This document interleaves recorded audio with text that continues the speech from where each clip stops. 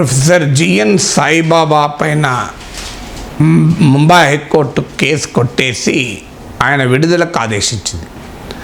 మావోయిస్టులతో సంబంధాలున్నాయి అన్న అనుమానం పైన ఢిల్లీ విశ్వవిద్యాలయానికి చెందిన ఈ ఫార్మర్ ప్రొఫెసర్ను 2014లో అరెస్ట్ చేశారు.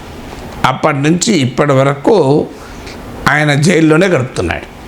10 ఏళ్ల తర్వాత ఆయన పైన ఆరోపణలు నిజం కాదని కోర్టు తీర్పు చెప్పి విడుదల చేసింది.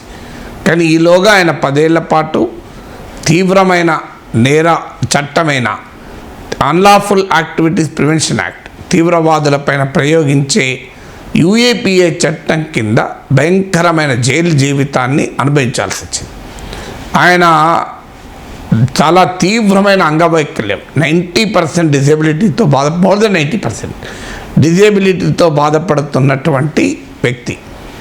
సో అంతటి అంగవైకల్యం ఉన్న వ్యక్తి అసలు తుపాకులు పట్టుకొని సాయుధ పోరాటం ఎట్లా చేస్తాడో ఎవరికి అర్థం కాలే. కానీ ఆయనకు మావోయిస్టులతో సంబంధాలు ఉన్నాయన్న అనుమానంతోనే ఆయన్ను ఇప్పుడు లోపలేశారు. సో ఇలా ఇప్పుడు ముంబై హైకోర్టు 2022లో కూడా ఆయన విడుదలకు ఆదేశిస్తే వెంటనే నెక్స్ట్ డే సుప్రీంకోర్టు కూర్చొని ఆ ఆర్డర్ను స్టే విధించింది కూడా.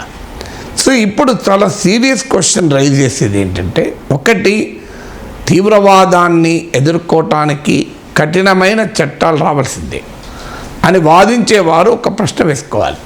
కఠినమైన చట్టాలు వచ్చిన సమయంలో నిర్దోషులకు శిక్ష పడకుండా కూడా అవసరమైన జాగ్రత్తలు కూడా ఉండాలి.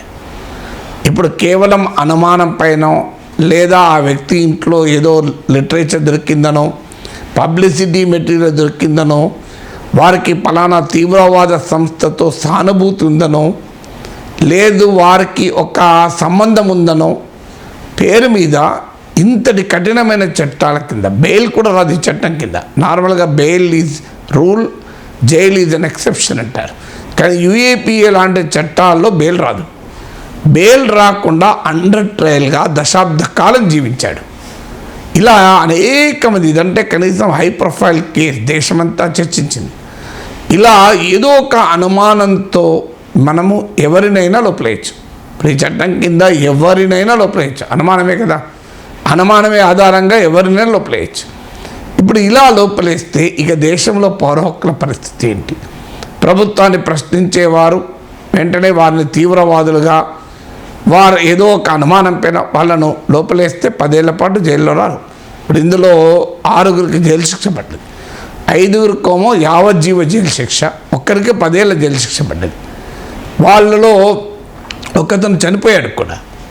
అందువల్ల టెర్రరిస్ట్ యాక్ట్ ఒక తీవ్రవాద చర్యతో ప్రత్యక్ష సంబంధం ఉందని ఆధారాలు లేకుండా ఒక వ్యక్తికి ఒక సంస్థతో సంబంధం ఉందనే అనుమానంతో, లేదా ఆ వ్యక్తికి ఆ సంస్థ పట్ల సానుభూతి ఉందన్న అనుమానంతో ఈ చట్టాన్ని ప్రయోగించవచ్చా, అది బెయిల్ నిరాకరించవచ్చా, ఏళ్ల తరబడి జైల్లో ఇలా మగ్గేలా చేయవచ్చా అనేటువంటి సీరియస్ ప్రశ్నలు మనకు ముందుకొస్తున్నాయి.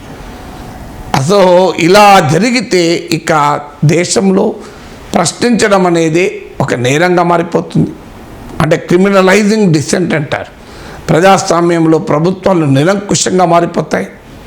తీవ్రవాదాన్ని ఎదుర్కోవడం పేరిట యాంటీ గవర్నమెంట్ ఉన్న వారందరినీ యాంటీ నేషనల్గా డిక్లేర్ చేసి వాళ్ళని ఈ కఠిన చట్టాల కింద నిర్బంధించే అవకాశం ఉంటుంది. ఇది ప్రజాస్వామ్యానికి ఎంతటి ప్రమాదకరమో సాయిబాబా కేసులో కోర్టు తీర్పు ఇవాళ తెలియజేస్తుంది. స్వతంత్ర భారతదేశంలో ఇవాళ కోర్టే చెప్పిన నిర్దోషి అనుమానం మీద, కేవలం అనుమానం మీద 10 ఏళ్ళు జైల్లో ఉన్నాడు. అది కూడా మళ్ళీ మామూలు జైలు జీవితం కాదు, చాలా కఠినమైన జైలు జీవితం. ఎందుకంటే యూఏపీఏ అంటే తీవ్రవాదులతో సంబంధం ఉన్నాలన్న కేసు కనుక తీవ్రవాదులకు ఏ రకమైన శిక్షలు ఉంటాయో అలాంటి శిక్షలు ఉంటాయి. అందువల్ల ఒక్కసారి ఆలోచించాలి. ఇలాంటి కఠినమైన చట్టాలకు సేఫ్గార్డ్స్ లేకుండా ఉంటే, ఇలా ఏ రకమైన ఇండిపెండెంట్ రివ్యూ లేకుండా సమాజంలో వ్యవస్థల పారదర్శకంగా న్యాయంగా పనిచేస్తాయన్న విశ్వాసంతోనే మనం ఉండగలమా? అందువల్ల సాయిబాబా ఎపిసోడు భారతదేశ క్రిమినల్ జస్టిస్ సిస్టమ్ పైన, లిబరల్ డెమోక్రటిక్ స్ట్రక్చర్స్ పైన తీవ్రమైన ప్రశ్నల్ని రైజ్ చేస్తుంది.